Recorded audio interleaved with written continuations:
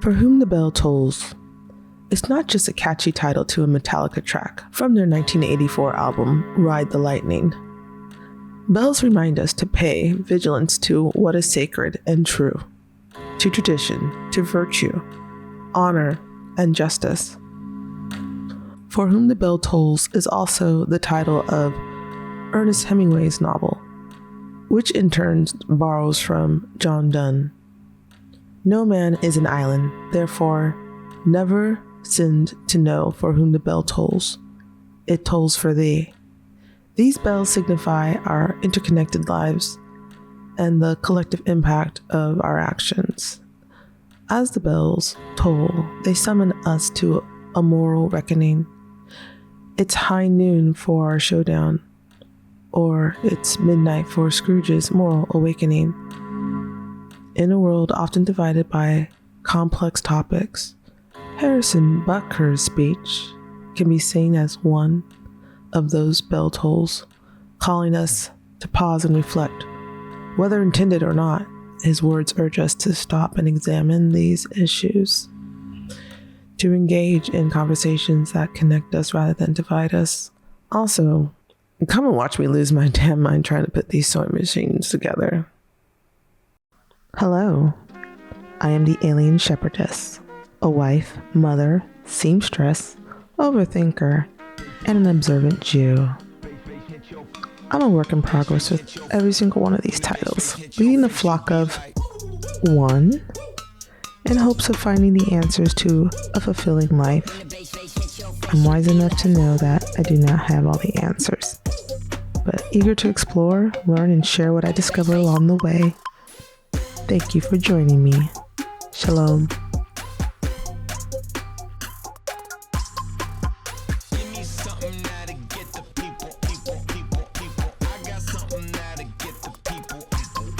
You might think you took your sweet time getting around to this topic, but to jump too soon without proper marination would be premature and counterproductive.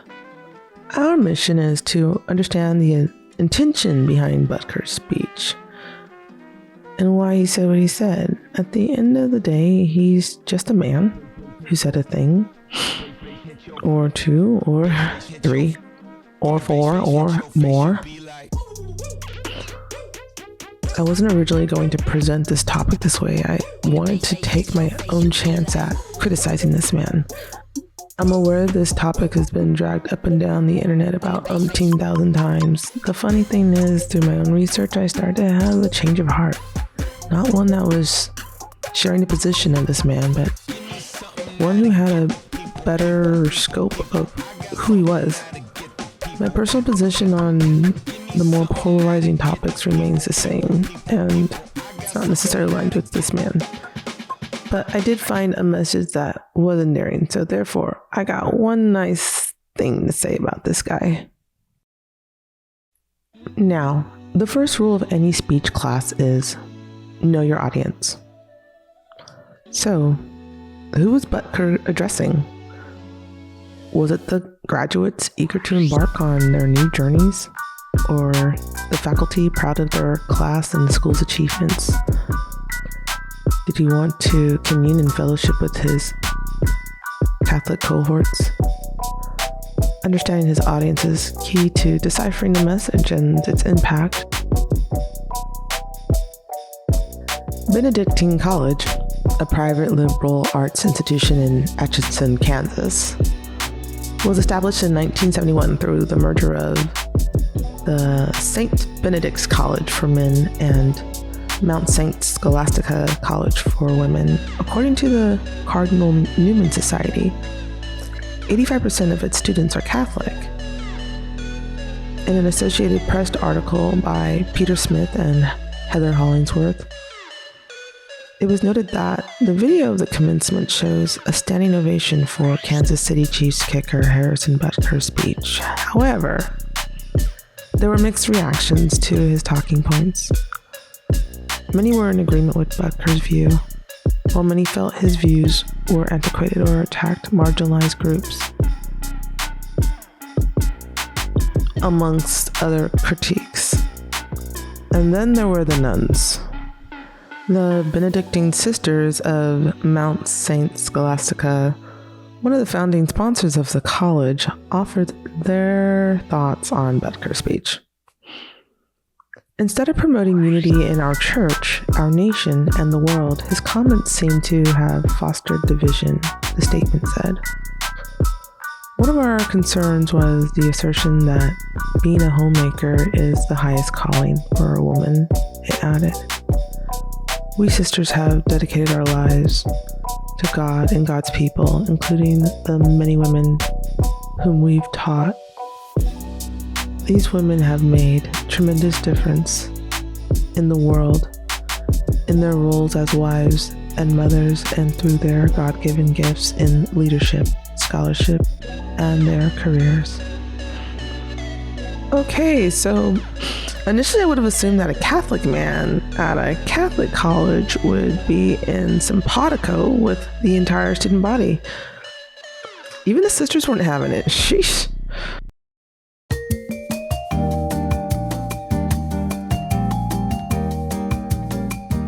So I took a brief trip to go help out my girlfriend and her new baby. My husband wanted to provide a living space for us that didn't have boxes in it, and he moved everything into the dining room area, which is fine because we don't have anything set up in here. We don't have table furniture. We just have like this old IKEA unit that probably won't keep. But this has been kind of like the overhaul room.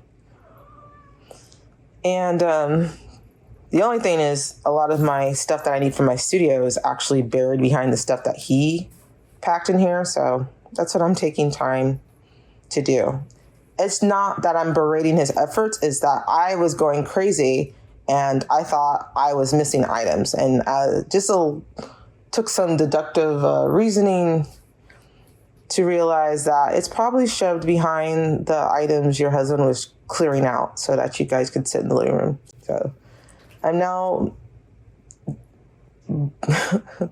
with my cat searching for my studio stuff. Looks like we have located the studio items after removing some boxes.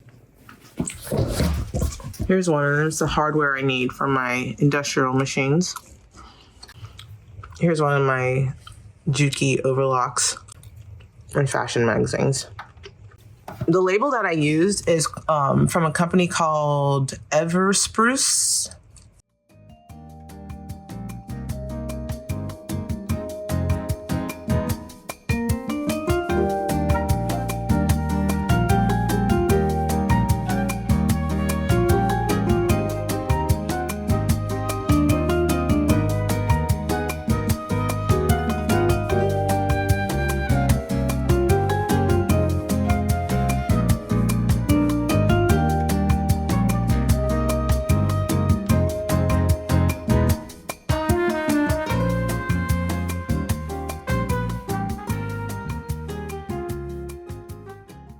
Okay, pause.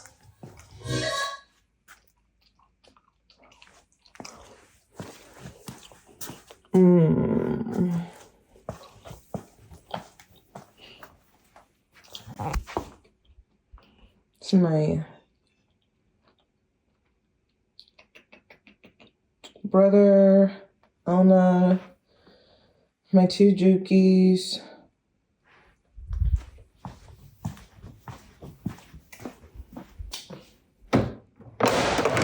Gum in the garbage. Box, studio box 19. Oh no. What is that? That is not the box. That box says Family Library 4. Okay. You're about to hear the middle-aged mom version of the song. Middle-aged mom remix. Okay. So we got... We've been here before. I've been here before. I've been here before. Or... What I hear? Cats running. Cat? What is that? Studio Box 5.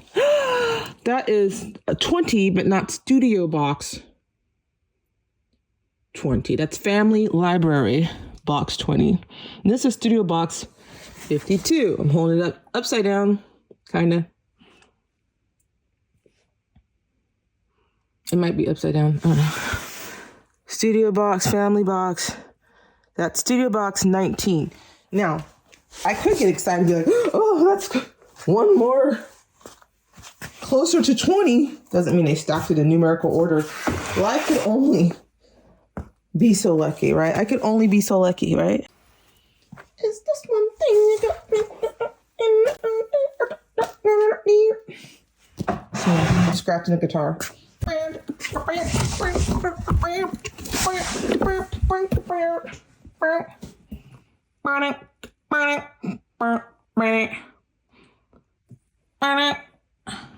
I have no clue where this box is at.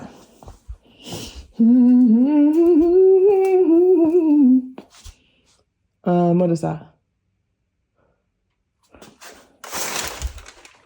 Library studios. Fashion books.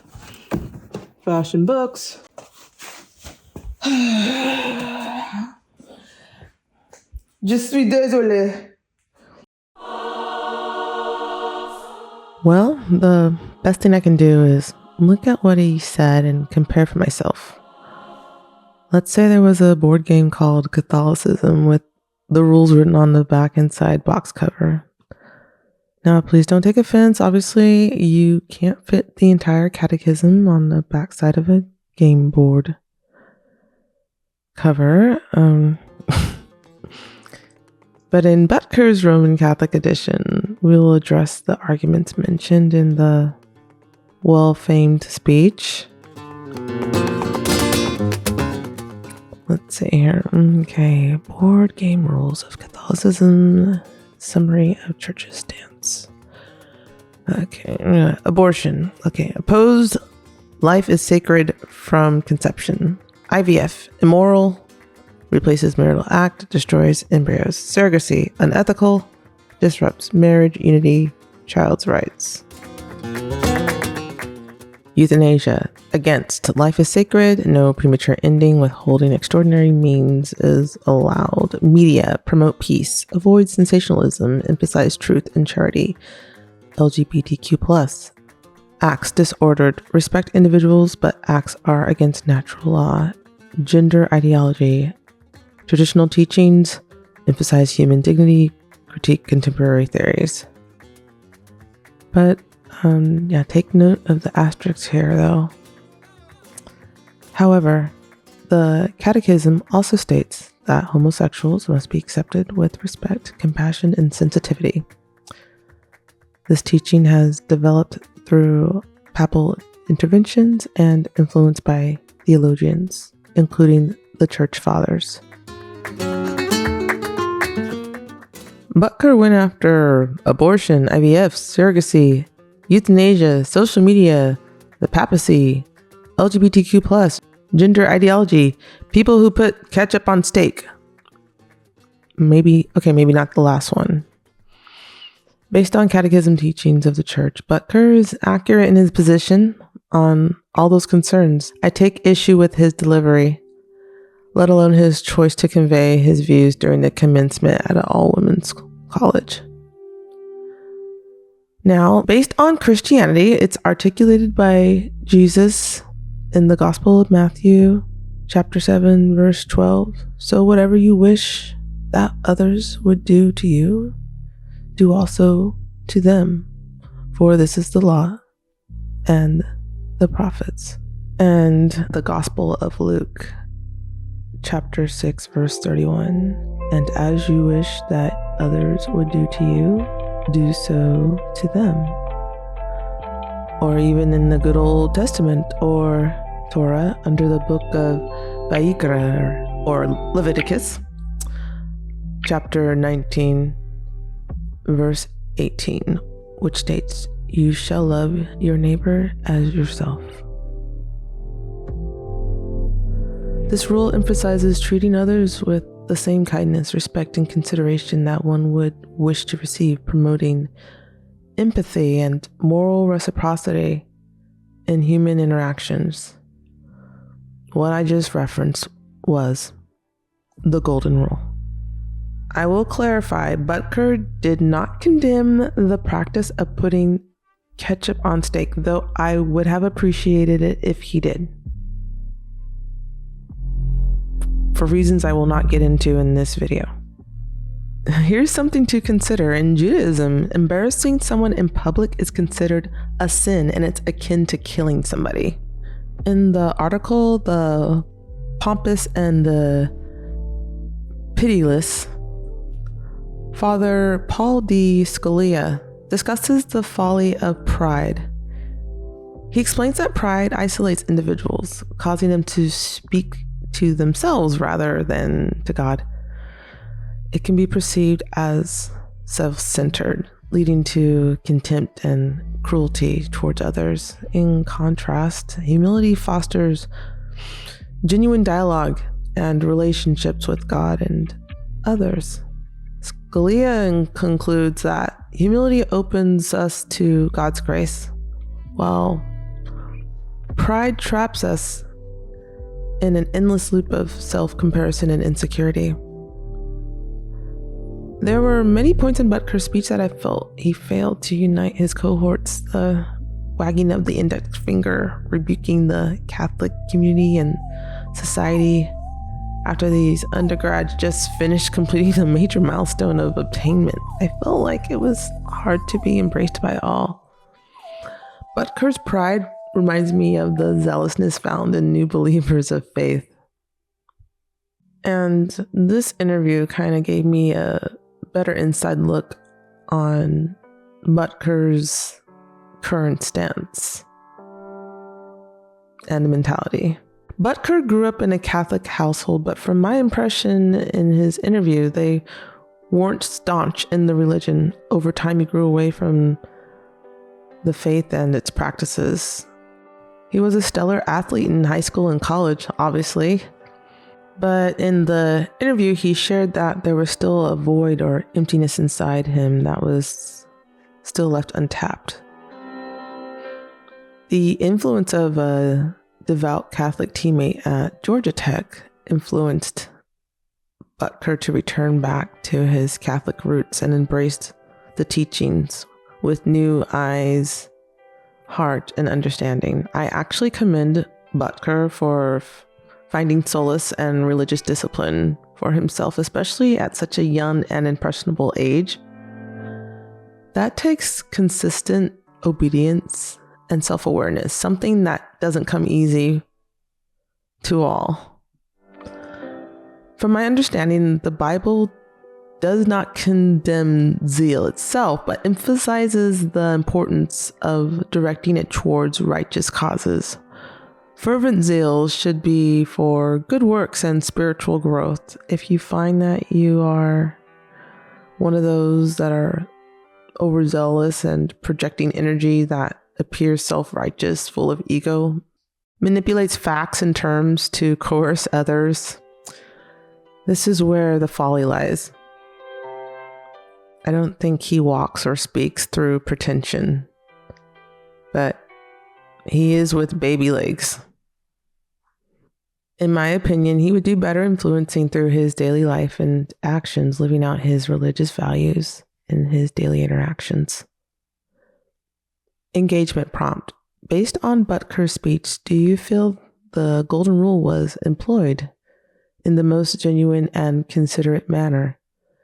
How you view Butker's message is subjective, so varying opinions are to be expected.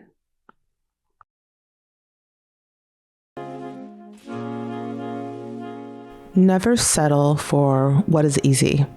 You might have a talent that you don't necessarily enjoy, but if it glorifies God, maybe you should lean into that over something that you might think suits you better. I speak from experience as an introvert who now finds himself as an amateur public speaker and entrepreneur, something I never thought I would be when I received my industrial engineering degree. Now, here's the positive thing I have to say about this part of Butker's speech. One of my favorite holiday films as a kid, and still today, is the 1946 film It's a Wonderful Life. In his speech, Harrison Butker shares his journey from an introvert to a public speaker and entrepreneur. The protagonist, George Bailey, in It's a Wonderful Life, illustrates how embracing unexpected paths can lead to fulfilling a higher purpose. Bailey dreams of building grand structures and becoming a worldly man, but ultimately finds his true calling in serving and saving his community. George is visited by a friendly angel who reminds him that his impact on the people in his life is greater than he could ever realize. Despite his desire for external achievements and material gains, his heart guides him back to caring for his community. Through his genuine efforts, he changes the lives of those he touches and supports. George suffers from perpetual blindness, overlooking his righteous path in favor of a misperception of success not aligned with his spirit. Both narratives underscore the idea that our talents and efforts, even if initially unappealing, can lead to profound and meaningful contributions when aligned with the greater good. Both Harrison Butker's speech and the story of George Bailey in It's a Wonderful Life highlight the profound fulfillment found in embracing unexpected roles that serve a higher purpose. Butker's transformation from an introvert to a public speaker, supported by his wife's dedication as a homemaker, mirrors Bailey's journey from aspiring architect to community savior. In both cases, personal joy and societal impact are deeply intertwined with their willingness to follow paths that align with their true calling rather than their initial dreams. Engagement prompt. What unexpected paths or talents have you discovered in your life that brought you fulfillment or allowed you to positively impact others? Share your stories in the comments. One thing I can attribute to my research is that I learned more about Catholicism. There was enough content that disapproved of Butker's speech. I was on a mission to understand it, regardless of whether I was in agreement or not, like the final moments of Robert Jordan in For Whom the Bell Tolls, where he reflects on the impact of his actions. Butker's speech inadvertently invites us to consider the significance of our contributions. It calls to pause, reflect, and engage in dialogue that unites us. By finding common ground and serving our communities, we can make a lasting impact, much like George Bailey. And if we're lucky, we may hear the bell just as Zuzu did. After all, it is salvation we yearn for. Each signifying ring launches us into an opportunity to produce a better version of ourselves.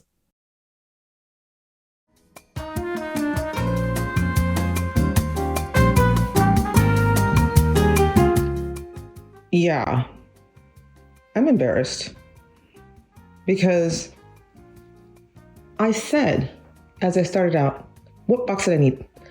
Design Studio Box 19. And then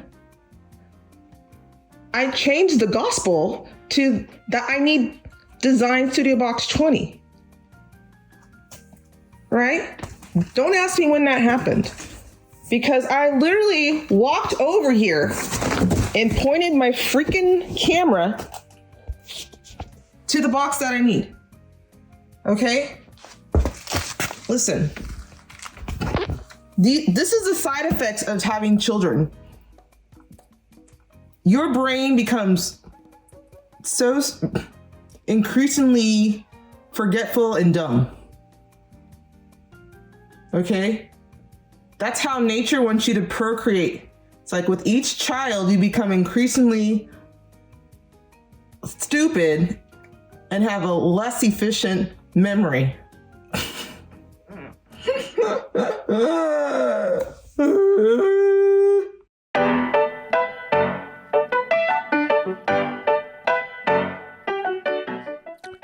This topic was tough. I'm aware that Harrison Butker's speech has been considered polarizing, and I tried my best to approach the topic as balanced as possible. If you enjoyed this, please give it a thumbs up and subscribe to Alien Shepherdess for more intriguing, balanced content. If you like my domestic at-home misadventures where I am looking like a raving lunatic, there's more of that as well. Don't forget to hit the notification bell so you never miss an update. Though my grand battement is decent, I'm not going to become a kicker anytime soon. I am, however, the alien shepherdess, a wife, mother, seamstress, overthinker, and an observant Jew. As a work in progress, I lead a flock of one in hopes of finding the answers to a fulfilling life.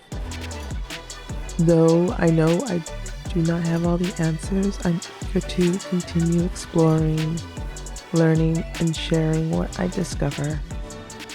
Shalom.